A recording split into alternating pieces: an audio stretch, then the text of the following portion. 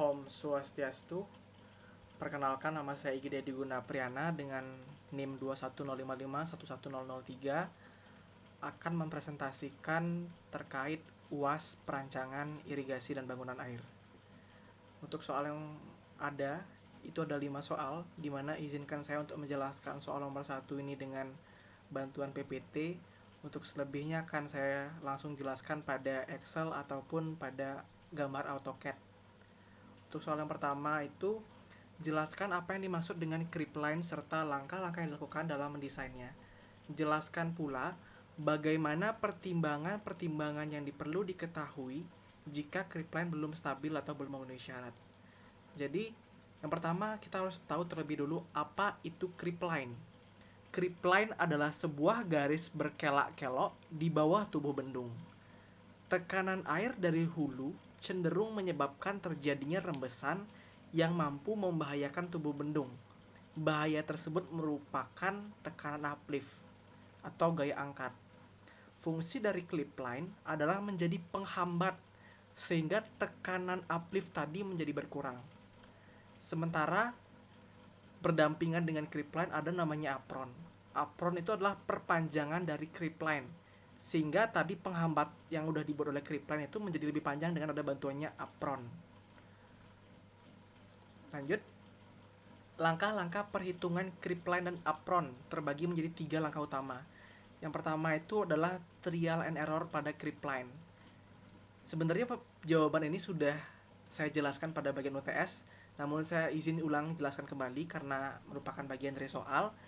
Yang pertama itu adalah garis pada bagian bawah tubuh bendung dicoba trial and error sehingga cukup panjang dan aman dalam menghambat tekanan air. Nanti di akhir itu kita perlu menghitungnya atau membandingkannya dengan syarat-syarat yang ada gitu. Apakah oke atau tidak oke. Yang kedua, menghitung beda tekanan pada creep line, dimana nanti beda tekanan ini akan kita himpun dengan rumus ini. Delta H sama dengan L per C nya berapa gitu. Nah, fungsi dari clip line itu apa sebenarnya adalah untuk menentukan panjang apron. Jadi di sini itu sudah ada beda tekanan yang dibuat atau yang ditimbulkan dari clip line ini gitu. Nanti garis yang di ujung ini diperpanjang hingga menyentuh MAN. Stop di MAN akan berhenti dan itulah akan menjadi batas daripada apron gitu. Seberapa panjang ke belakangnya itu adalah batasnya gitu. Itu yang disebut pula apron, ini yang disebut apron di depan. Gitu. Dilanjutkan sekarang dengan pengujian creep line dan apron gitu. Ya, dimana pengujiannya ini harus dibandingkan dengan teori-teori yang ada, yaitu teori Black maupun teori Lane. Ini sudah ada rumusnya. Jadi nanti kita bandingkan dia LV dan LH-nya. LV itu adalah panjang vertikal dan LH itu adalah panjang horizontal. Jadi semua gabungan dari panjang ini kita hitung gitu dan kita bandingkan gitu. Apakah aman atau tidak aman gitu. Jika hasilnya tidak aman, apa yang harus dilakukan untuk dipertimbangkan? Yang pertama itu sebenarnya jenis bahan yang digunakan dalam membangun creep line. Karena ini bergantung pada nilai CC dan CW gitu. Jadi bisa menggunakan tabel ini.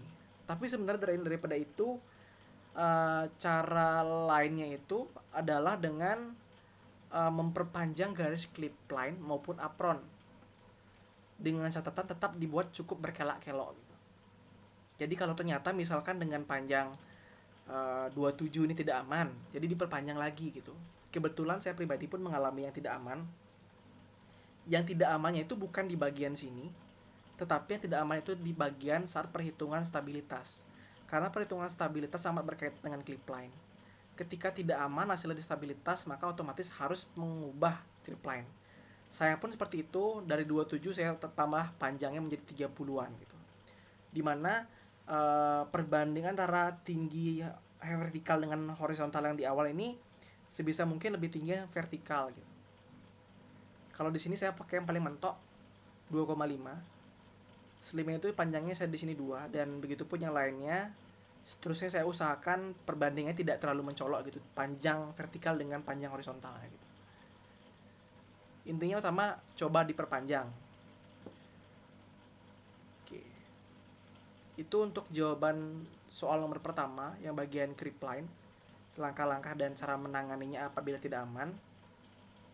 Dan hasil tadi saya sudah nyoba punya saya sendiri, saya tunjukkan di sini. Awalnya itu 27, saya ganti jadi 30 dan ternyata aman gitu. Untuk stabilitasnya juga aman. Lanjut sekarang kepada jelaskan tahapan-tahapan perhitungan stabilitas tubuh bendung. Apa saja yang perlu diperhatikan dalam menghitung stabilitas dan bagaimana jika ada beberapa aspek yang tidak memenuhi kriteria desain. Oke, sebelumnya saya izin cek dulu apakah masih jalan. Oke, masih jalan. Kita akan lanjut. Dimana di sini saya akan jelaskan langsung dimana kita akan loncat ke yang pertama, tabel tekanan air normal. Jadi sebenarnya sebelum kita loncat ke sini saya izin menjelaskan ini. Gaya-gaya yang bekerja pada tubuh bendung nantinya akan kita tes terhadap tekanan air, tekanan lumpur, tekanan berat sendiri bendung, gaya gempa maupun gaya angkat gitu. Dimana tekanan air sendiri dipecah juga menjadi tekanan air normal maupun tekanan air banjir gitu. Sebelum kita masuk ke tabel ini, kita terlebih dulu mesti memperhitungkan gaya-gaya yang timbul dari tekanan air normal maupun tekanan air banjir. Yang mana di sini saya pakai bantuan penggambaran daripada AutoCAD. Nah, jadi untuk tekanan air normal itu seperti ini gaya-gaya yang ada. Untuk tekanan air banjir seperti ini gaya-gaya yang ada. Ini perlu diperhitungkan lagi seberapa besar jarak ini ke sini, berapa besar jarak ini ke sini. Mungkin ini sudah sempat dibahas saat asistensi berapa besar ini. Jadi karena biar tidak terlalu panjang, izinkan menjelaskan secara umum, tapi tetap berusaha detail. Untuk tekanan akibat lumpur pun sebenarnya masih sama seperti tekanan air normal. Tetapi yang membedakan di sini nantinya adalah gamanya. Kalau gamma air itu 1, kalau gamma lumpur itu atau gamma endapan itu 2,6 ton per meter kubik. Selanjutnya adalah tekanan akibat berat sendiri bendung. Jadi kita di sini menghitung titik berat dari titik berat ke titik tinjau kita, di mana titik tinjau kita itu di titik B di bagian pojok kanan bawah ini. Begitupun dengan yang lainnya sebenarnya sama saja gitu. Jadi kita cari gaya-gaya yang timbul dari titik berat gaya tersebut, kita tarik ke titik tinjaunya, titik B gitu. Karena di sanalah titik momen guling akan terjadi gitu. Titik tinjau lah kita sebut. Itu berat sendiri. Habis itu ini adalah akibat gaya angkat. Nah, akibat gaya angkat ini kita menghitungnya bukan pada kita berpatokan pada nilai MAN dan MAB. Kalau normal kita berpatokan pada tinggi MAN-nya berapa gitu. Nanti ditarik garis ke creepline yang ada gitu. Karena seperti yang saya bilang tadi, creepline itu amat berpengaruh pada gaya angkat. Jadi nanti itu sebenarnya perhitungannya itu ntar ada pada bagian titik berat dari suatu gaya angkat ditimbulkan oleh creepline ke titik MAN-nya itu gitu. Ini untuk yang MAB. Nah, ini yang menjadi perhatian penting gitu. Dimana ini kalau bisa kita lihat di sini saya sudah membuat creepline gaya angkat yang terjadi pada creepline ini. Jadi ini sebenarnya asalnya itu dari sini. Ya, asalnya itu dari sini. Jadi saya pindahkan ke sini biar rapi dan saya perdetail lagi lebih kecil seperti ini jadi. Jadi gaya angkat ini yang kita coba desain, dimana besarnya ini nanti berasal dari tabel. Mungkin saya akan jelaskan nanti. Tapi inilah yang menjadi patokan kita bagaimana cara memprediksi apakah aman atau tidaknya bendung kita, stabilitas bendung kita terhadap gaya angkat. Ini untuk yang banjir. Oke, itu terlebih dahulu. Kita akan lanjut terlebih dahulu perhitungannya. Dimana di sini kita secara umum ada beberapa hal penting yang harus kita perhatikan atau kita perhitungkan, dimana ada yang kuning-kuning ini. B itu adalah dimensinya, lebarnya berapa, H itu adalah tingginya, dan gamma itu adalah gamma daripada apa yang kita tinjau. Kalau air di sini 1, tapi kalau lumpur di sini 2,6 gitu. Begitupun di sini ada lengan. Lengan itu adalah dari titik berat itu menuju titik tinjaunya berapa panjangnya. Ada yang terhadap arah X, ada pun terhadap arah Y gitu. Setelah itu kita menghitung MR dan MO-nya. Momen resisten dan momen gulingnya. Mohon maaf. Lanjut untuk perhitungan tekanan air banjir, begitupun seterusnya, sama langkah-langkah kita perlukan kita cari. Terhadap tekanan berat sendiri pun masih sama, dimana kita perlu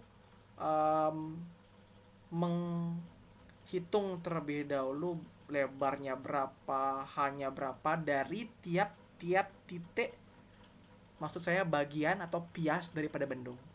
Jadi kita balik lagi ke AutoCAD, dimana bendung ini dibagi menjadi beberapa pias gitu, pias-pias yang lebih kecil gitu.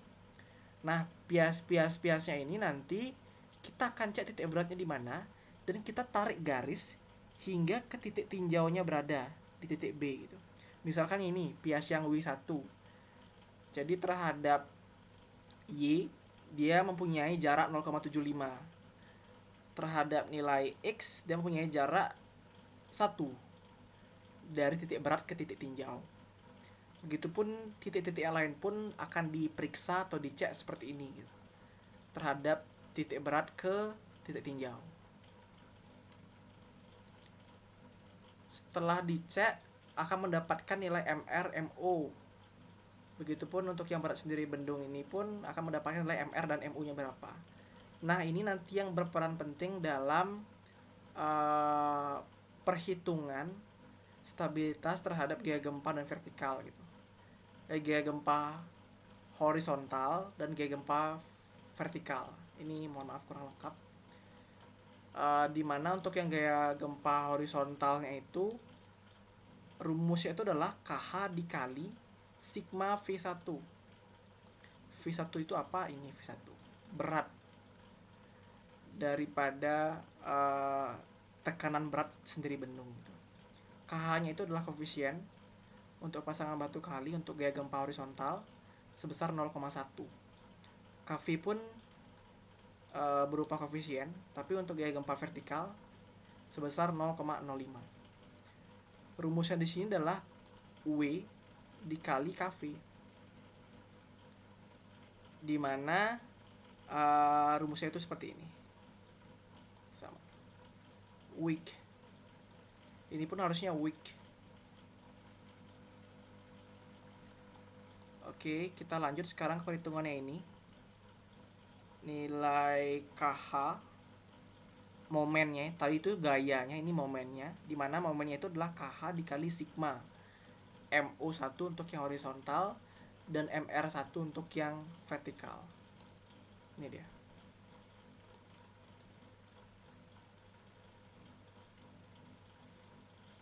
Sebentar saya sincek dulu. Oke, ini harusnya W, mohon maaf Ibu. Oke, W. Terhadap berat sendiri bendung tersebut gitu, totalnya. Lanjut sekarang kita menghitung stabilitas bendung untuk gaya angkat, dimana gaya angkatnya itu sendiri terbagi lagi menjadi gaya angkat akibat air normal maupun gaya angkat akibat air banjir. Secara simpel, yang pertama harus kita lakukan itu adalah menghitung HX-nya berapa. HX itu sesuai data yang kita telah lakukan atau kita telah cari pada AutoCAD tadi, di mana HX itu merupakan jarak dari titik MAN ke titik dasar dari creepline yang kita tinjau gitu. Jadi misalkan ini HX untuk yang titik A, berada di sini A-nya. Jadi dari titik A ini kita tarik garis ke titik titik MAN. Begitupun yang selanjutnya seperti itu gitu. Dimana kalau kita tinjau untuk titik B, C, D, E, F, G itu mempunyai HX yang sama. karena memang di sini itu tidak disusun miring, tapi tetap dipertahankan vertikal gitu. Kecuali nanti creep line ini ternyata disusun miring, maka mungkin ketinggian HX-nya itu akan beda, karena di sini B dan C itu di garis lurus yang sama, maka ketika ditinjau tingginya itu ke titik M N adalah sama gitu. Sebenarnya bisa disusun untuk miring. Setelah menghitung HX, kita perlu menghitung LX juga. LX itu apa? LX itu adalah rumusnya itu, untuk yang pertama itu di titik A itu adalah sebesar daripada sigma L nya berapa. Kalau titik B itu merupakan LH ini, maksud saya sigma L ini dikurangi dengan H, panjang daripada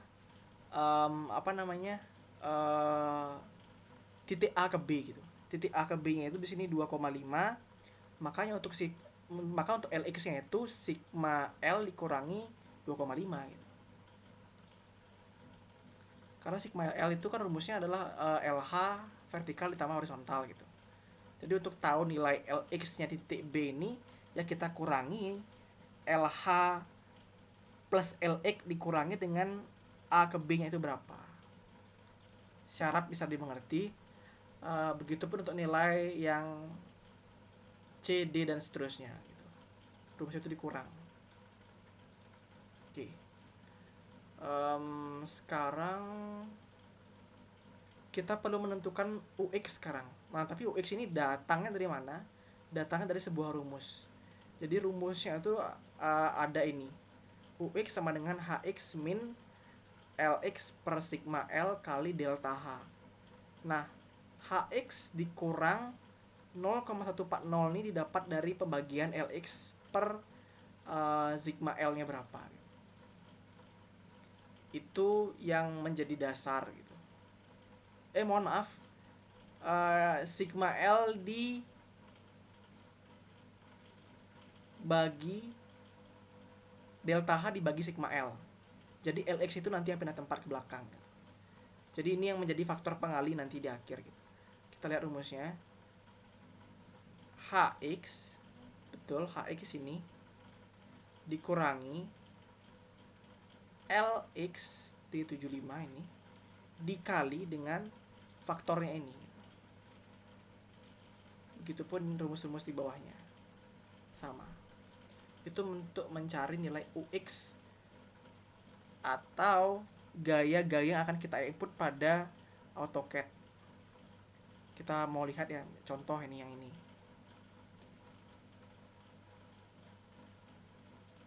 Untuknya A, UA.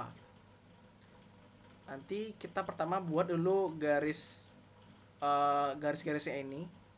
Dimana garis panjang yang ini dari titik sini ke sini itu adalah sebesar UA, sini ke sini itu adalah sebesar UB. Nah, angka itu datangnya dari mana? Dari tabel yang kita hitung tadi. UA misalkan. Di sini itu besarnya 0,436. Begitupun di sini kita tarik garis sepanjang 0,436. UB juga begitu. Berarti di sini itu gaya itu adalah sebesar 3,2869. Itu asalnya dari sini, 32869. Begitupun untuk garis-garis yang seterusnya. Kita akan gambar seperti itu. Setelah semuanya digambar dengan baik yang gaya angkat akibat air normal maupun air banjir, kita akan cek ke stabilitas, kontrol stabilitas sekarang. Dimana terlebih dahulu kita himpun di sini gaya-gaya yang ada dan momen-momen yang ada gitu. Baik gaya vertikal horizontal maupun momen guling maupun momen resistennya berapa.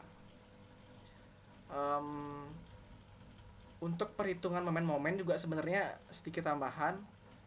Di sini itu perlu diperhatikan minus positifnya gitu. Minus positifnya. Sehingga nanti memang berperilaku seperti bagaimana mestinya di lapangan gitu. Kan gaya itu kalau misalkan berbeda arah, tentu hasilnya akan dianggap sebagai minus gitu. Itu fungsinya pembedaan antara momen resisten dan momen guling. Dan sedikit tambahan lagi juga, Di sini nilai yang kuning-kuning ini, yang di bawah-bawah ini, gaya-gaya total untuk vertikal horizontal maupun momen guling dan momen resisten dikalikan dengan sebuah faktor Fu, baik yang akibat air normal maupun akibat air banjir, sama dikalikan oleh koefisien Fu, di mana koefisien Fu ini merupakan koefisien kekerasan terhadap dasar sebuah bendung yang menggunakan dasar yang kuat atau keras gitu, sehingga dapat direduksi dia dengan faktor ini gitu. Nah, digunakanlah di sini 0,5 gitu. Setelah itu data-data yang kuning-kuning ini baru kita himpun ke sini. Setelah dihimpun akan kita bandingkan nanti dia terhadap stabilitas bendungnya. Nah, pemeriksaan stabilitas bendung ini kita bagi menjadi beberapa. Yang pertama itu adalah air normal dengan gaya angkat, air banjir dengan gaya angkat, dan tanpa gempa. Selanjutnya dengan gempa horizontal, air normal dengan gaya angkat, air normal tanpa gaya angkat, air banjir dengan gaya angkat, air banjir tanpa gaya angkat. Dengan gempa vertikal sekarang, air normal dengan gaya angkat, tanpa gaya angkat, air banjir dengan gaya angkat, banjir tanpa gaya angkat. Setelah semuanya dicek, akan dihimpun dalam di sini. Dimana di sini sebenarnya ada syarat-syaratnya berapa. Kita akan kembali lagi ke atasan untuk menjelaskannya. Untuk keamanan terhadap guling, SF-nya itu 1,5. Untuk terhadap geser 1,2. Untuk tegangan tanah minimum 0, harus lebih besar daripada 0. Untuk tegangan maksimum harus lebih kecil daripada 20. Satuannya itu adalah ton per meter kuadrat gitu, untuk satuan tekanan. Nah, rumus-rumusnya itu sudah ada sebenarnya di Excel ini. Mungkin saya sebagai tambahan di sini menggunakan bantuan dari rumus yang saya gunakan juga pada perhitungan tugas bangunan penahan tanah, di mana di sini ada rumus terhadap bahaya guling. Rumusnya adalah M pasif dibagi M aktif, atau kita cek kembali di sini teman-teman, maksud saya ibu, di mana rumus itu adalah MR dibagi MO, resisten dibagi momen guling gitu. Begitupun untuk perhitungan yang gaya geser, sigma F dikali tan dikali sigma H, di mana kita lihat di sini sigma F itu adalah yang vertikal, sigma H itu yang horizontal. Habis yang yang tangan alpha lah kita bilang ya. Ini merupakan sudut tangan daripada sudut geser, di mana sudut geser di sini dipakai itu sebesar 30 derajat. Di mana tangan 30 derajat itu 35 derajat, di mana didapatkanlah tangannya itu sebesar 0,70 gitu. Kita ceklah terhadap rumus-rumusnya itu tadi gitu. Begitupun untuk rumus E di sini, itu rumusnya adalah B dikurang 2 min X, di mana X adalah sigma MA total dibagi sigma V. Kita beranjak dulu ke X ya. X sini dimisalkan sebagai A rumusnya. Rumus itu adalah sigma MA total, di mana rumus itu adalah MR dikurangi MO dibagi dengan sigma V-nya. Itu untuk nilai yang ini. E sekarang itu adalah B per 2 dikurangi X. B itu adalah 7 dibagi 2 dikurangi ini yang kita dapatkan. 7 ini adalah lebar daripada creep line kita, panjang horizontal creep line kita. Panjang dari titik A ke titik N sini creep line, sepanjang ini 7 panjangnya. Kita cek lah itu terhadap syarat-syarat ini apakah dia oke atau tidak oke gitu. sebagai catatan, nilai E jangan sampai minus. Diusahakan jangan sampai minus gitu. Karena jika minus, nanti itu akan berpengaruh pada perhitungan tegangan daya dukung tanah gitu. Walaupun sebenarnya ada beberapa literatur yang bilang boleh atau tidak, tapi diusahakan memang jangan sampai 0 gitu. Jadi di sini kemarin saya salahnya di sini, dimana perlu beberapa iterasi di Kripline-nya. Iterasinya itu ya perbaikan Kripline dan semacamnya. Dan perbaikan lain, bagaimana cara mengatasi saya jika tidak aman, itu ada di sini rumusnya. Ini catatan saya. Jadi kita berusaha A-nya itu diperbesar dengan cara sigma MR atau sigma MO-nya itu diperbesar. Karena rumus A itu adalah sigma MR dikurang sigma MO dibagi sigma V. Jadi kita usaha bagian atas ini diperbesar gitu. Sehingga A yang dihasilkan besar. Ketika gitu akan berpengaruh kepada perhitungan E-nya. Karena A-nya itu yang ini. Ketika A-nya itu diperbesar, dia mampu kurang daripada ini. Kita nyari juga, kita perlu menyeimbangkan intinya nilai A itu biar tidak terlalu besar melampaui batas ini dan juga tidak negatif. Itu. Jadi main-main di sini aja, diperbesar dan diperkecil daripada A maupun sigma MR dan sigma MU-nya. Nah, Kripline itu sangat berpengaruh pada perhitungan nilai MR dan MU-nya gitu. Jadi Kripline yang baik mampu menghasilkan ya nilai MR dan MU yang setara dengan tadi cara-cara yang saya sebutkan tadi di awal.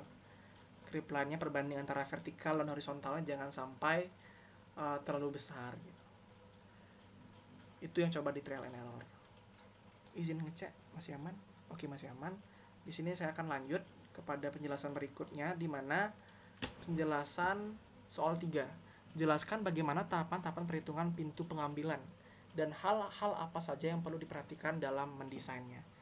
Di mana hal-hal yang perlu diperhatikan itu kita langsung menjak ke Excel. Bagian stabilitas Bandung udah aman. Kita balik ke Excel saluran pembilas primer dan intake. Untuk yang pertama ini pintu pengambilan terlebih dahulu. Oke, intake. Kita harus memperhatikan beberapa hal. Semisalkan ini syarat-syarat tinggi ambang berapa, koefisiennya dipakai berapa gitu. Ini adalah yang saya input. Untuk nilai ambangnya itu dibatasi oleh sebesar berapa P gitu. Mohon maaf, P itu adalah besar ambang, dibatasi oleh ketentuan sungai kita gitu. Karena di sini tidak ditentukan, maka diasumsikan secara pribadi, di mana nilai P atau ambang itu senilai 0,5 jika dia membawa lumpur atau lanau. Dengan catatan juga Vmin itu harus sebesar 1 meter per detik. Jadi dia mengatur nilai Vmin dan nilai P juga, ketentuan sungai ini. Untuk tinggi ambang 0,5 sampai 1 itu jika sungai membawa pasir dan kerikil dengan Vmin 1,5 meter per detik gitu. Begitupun yang seterusnya. Di sini saya pilih yang sungai itu didesain untuk membawa pasir dan kerikil dengan Vmin 1,5 dan dengan nilai P saya gunakan di sini 1. Selain itu juga ada namanya koefisien debit yang diperhatikan atau ditentukan oleh nilai B. Nilai B yang kita dapatkan itu berapa gitu. Dimana juga di sini ada perbandingan lain, itu untuk perbandingan ukuran penampang B dan H-nya gitu. Dimana di sini saya menggunakan perbandingan 1,5 dibagi 1,0 gitu. Setelah saya lakukan pengujian, dimana di sini debit pengambilan rencana ini saya dapatkan di soal langsung. Ki pengambilan rencana 0,8 ki pengambilan. Kecepatan air di sini berdasarkan Vmin yang saya ambil 1,5. Dan di sini kita akan menghitung A-nya itu berapa. Ki per V. Saya dapatkan 0,533. Nah, dari sini kita bisa mendapatkan nilai H dan B-nya berdasarkan perbandingan kita ambil 1,5:1 saya ambil gitu. Didapatkanlah nilai H dan B itu 0,596 dan 0,894. Tetapi di sini setelah saya konsultasi dengan beberapa teman juga dan mencari di internet, tentu tidak mungkin menggunakan nilai koma-koma seperti ini. Jadi didasarkan dengan itu, maka dipilihlah dimensi yang lebih aman, dalam artian lebih baik tidak ada koma-komanya gitu, sehingga memudahkan pekerjaan di lapangan. Dan di sini saya langsung memilih sebesar perbandingan yang ada gitu. Jadi untuk nilai H itu saya ambil 1 langsung, nilai B-nya itu 1,5 gitu. Dimana syaratnya itu adalah nilai Ki hitungnya ini harus lebih besar daripada Ki pengambilan kita. Dimana saya dapatkan dengan dimensi sekian, didapatkan dimensinya itu, maksud saya Ki-nya itu sebesar 2,25 meter kubik per second, lebih besar daripada KPR-nya sebesar 0,8. Jadi dimensi ini aman untuk kita gunakan gitu. Di sini untuk samping ini untuk perhitungan elevasi ambangnya di mana gitu. Jadi dasar bendungnya itu berada di 255. Elevasi ambangnya itu selanjutnya akan berada di 1 meter di atasnya, 256. Lanjut, sekarang ada perhitungan data-data yang lain, perhitungan H2 dan H1 gitu. Dimana H2 itu adalah tinggi MAB dari ambang di bawah pintu pengambilan, dan H2 itu adalah tinggi MAB dari pintu sekat balok, dimana diambil ukurannya itu sebesar 25 cm. Setelah kita hitung, didapatkanlah hasil sekian gitu. Kita juga perlu menghitung berapa sih tebal daripada pintu pengambilan ini dengan cara menghitung gaya-gaya yang diterimanya gitu. Ini terhadap tekanannya, dimana rumusnya itu adalah ini, P per 2 gamma W H1 tambah H2 kali H gitu. Didapatkanlah sebesar 1,15 ton per meter untuk tekanan yang dihadapi oleh pintu pengambilan nantinya. Dan momen lenturnya itu rumusnya itu 1/8 KL kuadrat. Ini biasa. L-nya itu didapatkan dari rumus ini, B ditambah setengah A tambah setengah A, dimana B itu adalah ini dan A itu adalah overhang daripada pintunya itu. Jadi untuk penutupnya itu, pengaman di samping-sampingnya itu, dan rumusnya itu ya B ditambah setengah H itu efektif. Nah, dari sana didapatkanlah nilai M sebesar 0,393 ton meter. Dari rumus itu kita bisa menghitung tebalnya berapa. Dimana terlebih dahulu kita perlu menentukan pintu sekat balok baja kita ini menggunakan mutu berapa sih. Dan setelah saya cari-cari berdasarkan internet dan literatur, rata-rata untuk penggunaan pintu bendungan itu menggunakan jenis baja dengan mutu 250 ke atas. Jadi di sini saya akan ambil nilai minimumnya sebesar 250. Di mana 250 itu adalah jenis baja BJ41. Nah, jenis baja BJ41 ini nantinya kita masukkan nilainya berapa di sini, berapa MPa gitu. 250 MPa. Kita convert dia menjadi ton per meter kuadrat, didapatkanlah sebesar sekian. Nah, dikalikan faktor terendam air. Jadi ada faktor terendam air yaitu sebesar 2/3. Jadi gayanya ini, yang ini dikalikan 2. Itulah besar daripada tegangan yang terjadi pada, atau tegangan leleh minimum yang terjadi pada pintu baja akibat faktor terendam air. Setelah itu dari rumus ini rumus yang sederhana, tegangan sama dengan M dikali X dikali Y. Rumuskannya diturunkan menjadi seperti ini aja, T akar 6M per H kali tegangan. Didapatkanlah hasil sebesar 3 cm. Itu untuk saluran primer, pintu pengambilan itu Ya, itu yang perlu diperhatikan pada perhitungan pintu pengambilan, parameter-parameternya. Sekarang lanjut ke soal keempat, perhitungan pembilas dan kantong lumpur. Oke, izin cek kembali. Oke, aman. Dimana kita lanjut lagi ke Excel, dimana sebenarnya ada tambahan untuk saluran primer. Ya secara singkat, perhitungan saluran primer itu kita perlu menghitung seberapa besar tinggi daripada saluran primer tersebut. Di sini saya dapatkan sebesar 0,297 meter dengan tinggi jagaan 0,5, didapatkanlah sebesar tinggi total itu adalah 0,797. Itu untuk saluran primer. Rumus-rumusnya sudah disediakan di sini. Cara menghitungnya hampir mirip, jadi harusnya ini aman. Akan kita lanjutkan kepada perhitungan pembilas, pintu pembilas.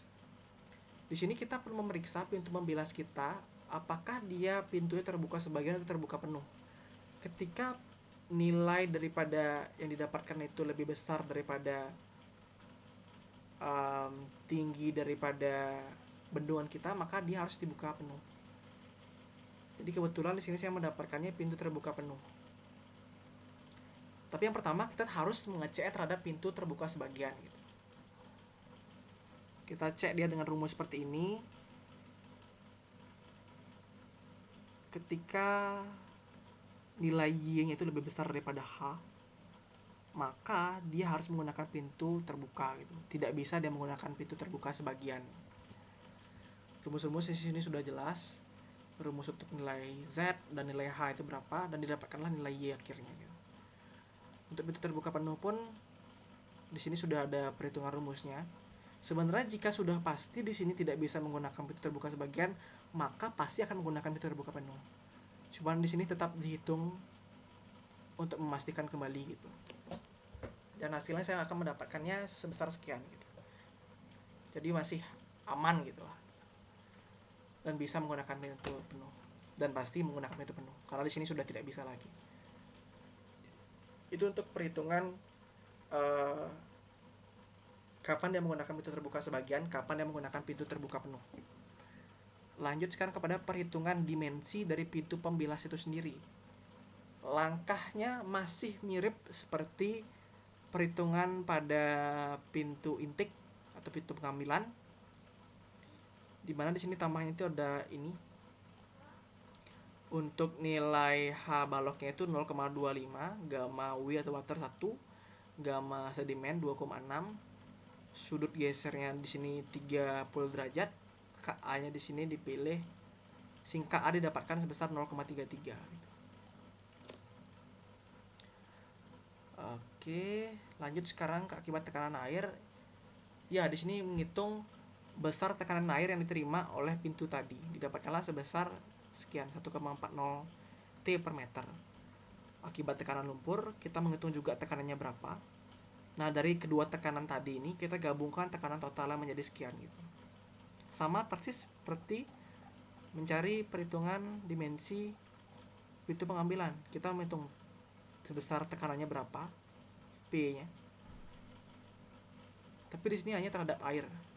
Karena pintu pembilas berhadapan langsung dengan sedimen-sedimen yang ada, makanya patut diperhitungkan akibat tekanan lumpur.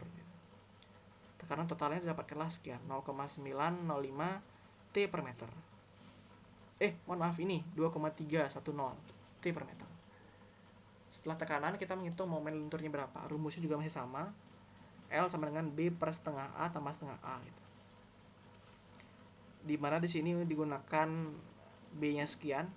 Di sini didapatkan dari bendung pakai. Kita coba ke sini ya, bendung pakai I49.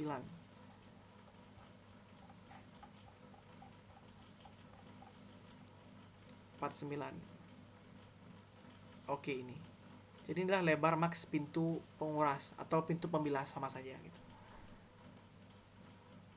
Karena di sini kalau ditonton video UTS sebelumnya, saya masih sempat kebingungan dengan perbedaan antara pintu penguras dan pintu pembilas.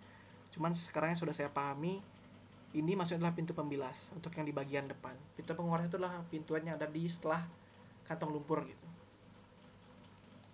Oke, lanjut sekarang perhitungan momentum masih sama, baja yang dipakai juga masih sama, BJ41, didapatkanlah tebalnya itu sebesar 4. Kenapa bisa 4? Lebih besar daripada lebih besar pada tebal pelat di pintu pengambilan, karena sekali lagi berhadapan dengan tekanan lumpur dan tekanan air. Jadi ada 2. Kalau tadi di tekanan di pintu pengambilan itu hanya tekanan air, jadi lebih kecil dimensinya, tebal dari platnya. Oke, itu untuk pintu pembilas dan kantong lumpur. Oke, kantong lumpur. Sekarang kita bisa lihat kantong lumpur pun sebenarnya parameter yang digunakan masih sama-sama saja. Untuk debit pengambilannya itu sebesar 0,8, sama ini. Lebaran saluran, ini lebaran saluran di bagian saluran pengambilannya atau saluran primernya. Jadi saluran pengambilan sebelum bagian kantong lumpur dan saluran primer setelah kantong lumpur itu sama 1,5 di sini dipakai gitu. Kecepatan pengambilan juga udah ada nih di bagian tadi, kan kita perhitungkan seberapa besar kecepatan pengambilnya berdasarkan ketentuan sungainya, pakai lanong atau kerikil. Saya pakai kerikil, dapatlah V-nya sekian, 1,5 gitu. Koefisien kekerasan dinding didapatkanlah dari sini. Di sini 35 karena nilai Q pengambilan saya itu 0,8. Tinggi basah saluran 1. Deskripsikan. Kemiringan saluran sekian. Areanya itu atau luasnya itu sekian. Rumus itu kan Q dibagi V. Lanjut, sekarang kita menghitung tinggi tampang basah kita berapa gitu. Dimana tinggi tampang basah itu kita menggunakan rumus yang sama juga seperti di awal-awal tadi, yaitu rumus persamaan kuadrat atau rumus ABC kita sebutnya. Didapatkanlah hasil A, H sebesar 0,297 penampang basah, tinggi tampang basah. Lanjut keliling basah, P rumusnya itu adalah P sama dengan P ditambah 2H dikali akar 2. Ya B itu berapa? Kita langsung cek aja di rumus. B itu yang kita asumsikan di sini, lebarnya itu 1,5 dan H-nya itu 0,297 gitu. Jari-jari hidraulis A per P, ya A-nya itu yang ini, P-nya itu yang ini gitu. Kemiringan saluran. Rumus juga sudah disediakan di sini. Ya nanti langsung gunakan aja angka-angkanya itu. Tinggi jagaan di sini juga sudah ditentukan tinggi jagaan. Tinggi jagaan itu tinggi setelah pada tinggi tampang basah. Jadi tinggi tampang basah dapat, di atas itu kita tambahin tinggi jagaan namanya. Koefisien. Sekarang lagi kepada perencanaan dimensi kantong lumpur. Koefisien viskositas, di mana di sini nilai TC yang diambil adalah sebesar 25. Dengan rumus ini yang di samping, kita dapatkan nilai viskositasnya itu sebesar 0,0086. Kecepatan jatuh di sini, diameter sedimen yang saya misalkan adalah 0,01. Segitulah kira-kira untuk sedimen kerikil ataupun ya sejenisnya lah ya, tidak terlalu besar. Jadi rencanakannya sekian. Berat jenis sedimen berasal daripada soal 2,6, berat jenis air 1. Dapatkanlah W-nya itu 0,012. B adalah 4,5. Dimana di sini sebenarnya saya dapatnya itu asumsinya itu 2 sampai 6 kali. Tergantung ukuran daripada B saluran sebelumnya berapa. Jika saluran sebelumnya itu B-nya termasuk kecil, jadi kita bisa pakai faktor pengalian lebih besar. Tapi di sini saya pakai pengalian itu adalah 3. Ini saya pakai asumsi juga dari kakak tingkat dan literatur. Sambil tengah-tengahnya aja saya pakai 3. Agar tidak terlalu besar dan tidak terlalu kecil gitu. Karena kalau terlalu kecil nanti dia berpengaruh kepada nilai L yang semakin panjang. L itu panjang sekali jadinya. Dan sebenarnya tidak boleh lebih kecil daripada lebar daripada saluran sebelumnya. Karena fungsi dari kantong lumpur adalah untuk menghambat sedimen. Jadi tujuan diperbesarnya itu adalah untuk memperlambat daripada arus yang terjadi gitu. sehingga lebih mudah terperangkap dia di dasar-dasar pada kantong lumpur tadi. Jika dia dibuat sama, otomatis tidak berfungsi dengan baik, makanya perlu diperbesar sedikit. Itu alasan kenapa kantong lumpur perlu diperbesar gitu. Dan kalau diperbesar sekali nanti L-nya jadi pendek juga gitu. Jadi sebenarnya yang paling baik itu adalah B yang cukup lah 5 sampai 6 meter atau 4 gitu, dan L ya nanti disesuaikan berapa. Rata-rata dari cutting yang saya lihat dan literatur itu sekitar 15 sampai 20 meter. Tapi tergantung lagi dengan debit, jika sangat besar tentu akan perlu dipertimbangkan lagi. Lanjut, sekarang ini perencanaan aliran kritis, di mana di sini sudah disediakan rumus-rumus yang ada. Nah, dari rumus-rumus ini kita akan menghitung di bagian bawahnya. Di mana di sini kita perlu menghitung perkiraan YC. YC itu perlu kita trial and error gitu terhadap nilai FR-nya. Ketika rumus ini, rumus FR-nya ini menyentuh nilai 1, maksud saya menyentuh galat yang menghasilkan 1 yang di sini ini, maka dapat dikatakan bahwa YC yang kita gunakan telah tepat gitu. Intinya kita trial and error nih supaya nilai daripada error ini sampai 0 gitu. Di sini dapat menggunakan fitur yang sangat amat berguna, menggunakan data analisis bagaimana jika atau if. Kita menggunakan menjadi pencarian tujuan atau goal seek dalam bahasa Inggrisnya. Jadi bisa menggunakan ini untuk mendapatkan nilai YC yang presisi.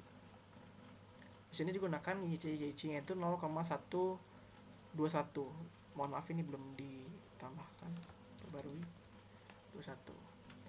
Setelah itu dilanjut dengan perhitungan nilai VC dengan rumus di samping. Dapatkanlah sekian. VC itu adalah kecepatan aliran kritis, luas penampang bacah atau AC, keliling basah atau PC, jari-jari hidrolis atau RC, kemiringan memanjang atau LC, dan kedalaman kantong atau DC. Nanti semua perhitungan ini akan kita perhitungkan di penggambaran. Jadi perlu diperhatikan baik-baik gitu.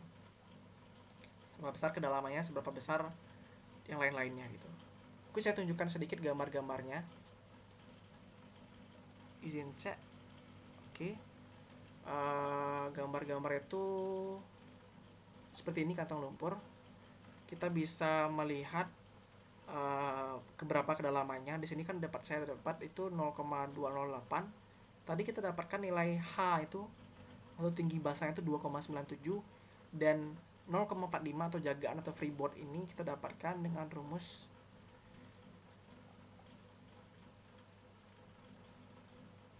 ini, tinggi jagaan 0,45 F, 0,45. Itu fungsi daripada perhitungan-perhitungan tadi kita gambarkan di sini. Ini potongan memanjangnya, ini potongan melintangnya, ini tampak atasnya, dimensinya berapa, panjangnya berapa gitu. Ini untuk dimensi saluran sebelumnya, saluran pengambilan. Ini lebar untuk kantong lumpur itu sendiri gitu. Ini untuk panjang dari kantong lumpurnya. Oke, mungkin itu sedikit penjelasan singkatnya. Kita akan lanjut kepada soal terakhir. Jelaskan bagaimana tahapan membuat gambar layout bendung dan hal-hal apa saja yang perlu diperhatikan dalam mendesainnya. Oke. Mohon maaf. Oke. Dimana di sini kita bisa lihat bahwa layout bendung itu seperti ini gitu. Yang pertama perlu kita perhatikan ya, dalam mendesain layout bendung ini adalah gambar-gambar sebelumnya. Dimana gambar-gambar sebelum ini menyangkut data-data yang harus kita input ke sini sebenarnya. Contoh seperti misalkan data-data hidraulika bendung atau tinggi-tinggi bendung, seperti nilai MAN, MAB, dasar sungai, elevasi dasar kolam olakan dan semacamnya gitu. Ini menyangkut sekali dengan besarnya ini gitu. Perhitungan layout ini gitu. Dimana di sini untuk yang di sini ini tuh artinya bagian yang di sini. Untuk elevasi dasar sungai itu sebesar 255. Elevasi MAN atau elevasi daripada dasar sungai ke titik bendungnya itu 2593. Tinggi bendung itu 4,3. 255 tambah 4,3 kan 259,3. Tinggi MAB di sini 260747 gitu. Dan di sini ada tambahan sedikit 261,747. Apa itu? Jadi itu adalah elevasi ketinggian daripada tempat jalan bagian sini. Dalam artian kita punya MAB itu 260. Tidak mungkin kita membuat akses jalan masuk ke dalam sebuah bendung itu lebih rendah daripada itu, tenggelam kita. Jadi perlu didesain lebih tinggi, yaitu didesain 1 meter atau 2 meter di atasnya. Dan di sini saya gunakan 1 meter di atas daripada MAB gitu. MAB itu 26747, 2614747 itulah tinggian di bagian sini, di bagian pergerakannya gitu. Jalan untuk kita akses masuk gitu ke dalam site bendungnya ini. Dan 259 ini adalah elevasi muka tanah yang didapatkan daripada soal. Di soal sudah ada 259 ini elevasi muka tanah di sekitar lokasi bendung. Itu yang sangat-sangat penting menurut saya diperhatikan terlebih dulu. Elevasi hidrolika bendung perlu diperhatikan. Elevasi dasar sungai dan semacam itu sangat-sangat perlu diperhatikan, karena itu penyangkut terhadap penggambaran layout seperti ini, detailnya gitu. Dan di sini pun seperti itu, dasar sungai sekian. Nah, di sini ada tambahan sedikit untuk yang di bagian saluran primer ini, dimensinya itu tentu akan selalu menurun lebih rendah. Harus kita desain seperti itu karena air itu bergerak dari tempat tinggi ke tempat rendah. Jadi sebisa mungkin memang dibuat ada kemerengan meluncur ke bagian saluran primer.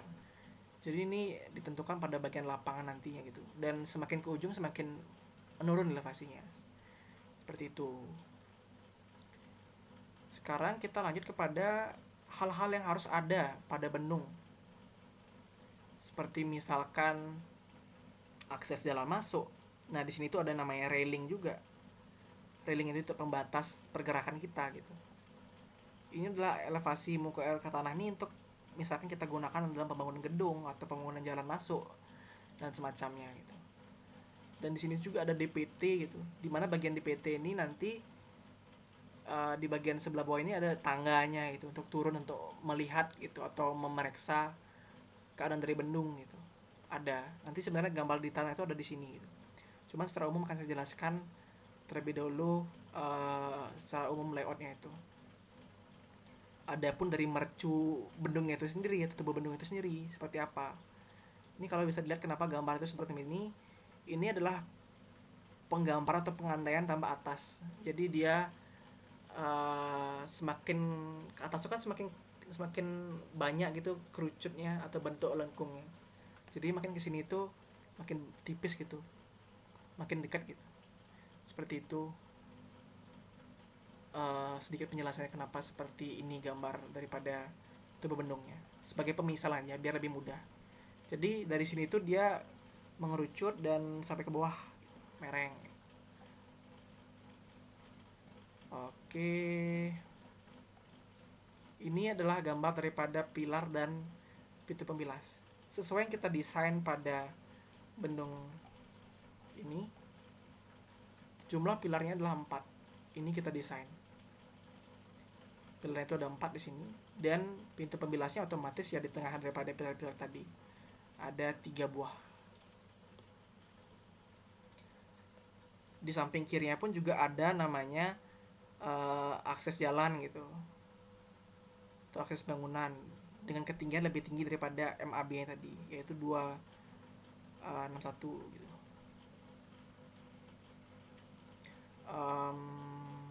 Di mana untuk pintu pengambilan sendiri sebenarnya pada beberapa kasus bendungan itu bisa tersedia 2 pintu pengambilan di bagian kiri maupun kanan bendung. Nah, di sini dalam kasus ini air itu bergerak dari arah sini ke sini. Bagian pintu pengambilan itu berada di sebelah kiri saja. tidak ada di sebelah kanan. Pada beberapa kasus ada yang terdapat lebih banyak di sini gitu. Ada pintu pembilas lagi di sini, ada pilar lagi di sini, ada pintu pengambilan lagi di sini gitu. Ada 2. Tapi pada kasus ini dipilih 1, di mana dari detail-detail ini tadi akan dilanjutkan ke sebelah sini. Setelah kita mendesain bagian yang utama, tadi ada pintu pembilas dan buah pilar dan semacam-macamnya di bagian sini. Pintu pembilas tadi kan fungsinya untuk menyaring daripada semacam sedimen-sedimen yang lewat, batu kerikil yang ada gitu, sebelum jatuh ke titik sungai yang lebih rendah ini gitu. Jadi terperangkap di sini. Makanya tadi mungkin tebal daripada plat untuk yang pembilas lebih tebal gitu ketimbang pintu pengambilan. Fungsi dari sini itu letaknya juga untuk mengatasi agar tidak ke sini loncat gininya, sedimennya. Di sisi lain sebenarnya di bagian pintu pengambilan ini, di pintu awal ini terdapat sebuah ambang. Ambangnya itu tingginya 1 meter kalau yang saya dapatkan tadi, seperti kita bahas di Excel, Bu, dimana besar itu 1 meter ketinggiannya, sehingga untuk mengatasi tidak terjadinya lompatan atau lumpahan sedimen ke arah pintu pengambilan. Makanya di sini ditulis elevasinya itu 256. Padahal di sini itu elevasi dasar sungai adalah 255. Dibuat lebih tinggi sedikit agar itu tadi tidak masuk namanya sedimen-sedimen atau lumpahan lumpur dan semacamnya gitu. Setelah itu masuk ke sini. Nah, jika terjadi masih terdapat sedimen-sedimen kecil lainnya, kantong lumpur itu berfungsi untuk memerangkap itu. Makanya dimensinya itu harus dibuat lebih besar. Dimana kantong lumpur ini juga tadi sudah saya sempat sebutkan di awal, lebar itu lebih besar daripada pintu pengambilan. Dan di sisi lain kita juga perlu tahu bahwa tidak seluruh debit daripada pintu pengambilan ini harus diteruskan kepada saluran primer. Jika ternyata pada bagian saluran primer itu sudah berlebihan jumlah airnya itu, maka di bagian sini bisa ditutup di pintunya ini. Dan kelebihan airnya kita bisa buang kepada bagian pintu penguras. Jadi fungsi dari pintu penguras adalah untuk menguras atau membuang kelebihan air yang ada gitu. Pada pembahasan video UTS sebelumnya mungkin saya sempat tertukar antara pintu pembilas dan pintu penguras.